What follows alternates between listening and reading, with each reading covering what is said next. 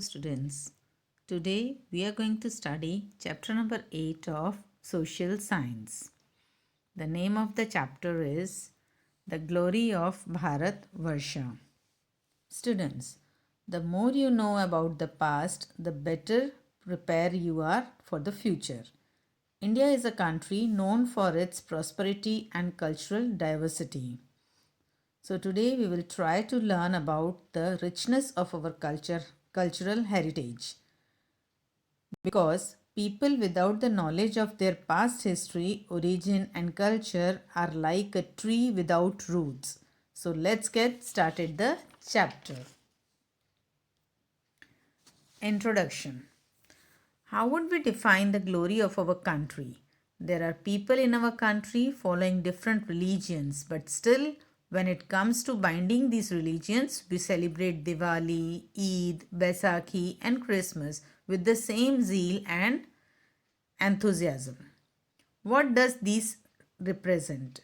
It represents unity in diversity, as rightly said by Jawaharlal Nehru. Although people follow different religions, traditions, culture, and speak different languages, we are still united. We have learnt about various people who came to our country as they were attracted with our prosperity. We have also learnt about the rulers and heritages from Stone Age all the way till 8th century. Now, we will gather information about art, architecture, and social life of our country. Let's get started with ancient India agriculture. Food that we all rely on survival comes from farms, and it is not today that farming has started. It began in ancient India. We eat wheat, barley, paddy, jowar, millet, sesame, peas, etc. What cultivated during that time? Barley means jaw, which comes from wheat. Paddy means rice. Jowar is also called sorghum. Millet is corn and sesame is til. Although during excavation plug has not been found during the Harappan times, but as plug shaped toy has been found, we can say that people during that time were using plug for plugging fields. They were using iron tools for clearing forest, like axes, plugs for farming, and sickles. Sickles were also used. Sickle is a short-handed farming tool with a semicircular blade used for cutting. Moving on to irrigation. As during ancient time, it was difficult for the kingdoms to survive without rich villages. Canals, wells, lakes, artificial reservoirs were developed for irrigation. Now moving ahead to the social life in ancient India. Let's study the life of people of North India first. The head of the village was Gram Bhojak, who inherited the position from its ancestors. He was the biggest landlord of the village who was assigned the responsibility of collecting revenue and maintaining law and order by the king. His farms were given on rent to other farmers for farming. Let's move ahead to the rural life of South India. In South India, the people were divided into three categories.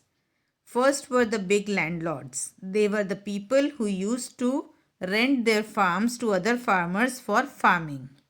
They used to grow surplus crops which were sold to others and were also sufficient for their consumption. Then were the small farmers who used to grow crops sufficient for their consumption, and then were the landless laborers or servant who used to work for landlords in order to survive and satisfy their basic needs. Now let's move ahead to life in towns. All the cities or rather kingdoms that existed during ancient time were part of the Mahajanpads. The town planning was done in a systematic manner. Huge walls were made around the town known as fortifications so that the kingdom could be safe from any attacks. The people used to make the spherical wells which were used by the people for toilets, drains, and dustbins. They used to consume wheat, barley, rice, milk, curd, ghee, fruits, meat, and fish, etc. as their food. The men and women during ancient time used to usually wear two clothes, nivi, vas. Nivi was a cloth that used to cover the upper body and vas was the cloth that used to cover the lower body. A dupatta kind of cloth was sometimes wrapped around the upper body known as adhivas. Now let's moving ahead to ancient Indian art. The art forms were divided into two categories, fine arts and performing arts.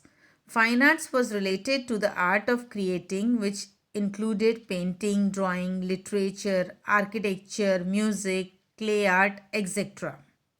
Another form of art was performing art, which included dance and drama.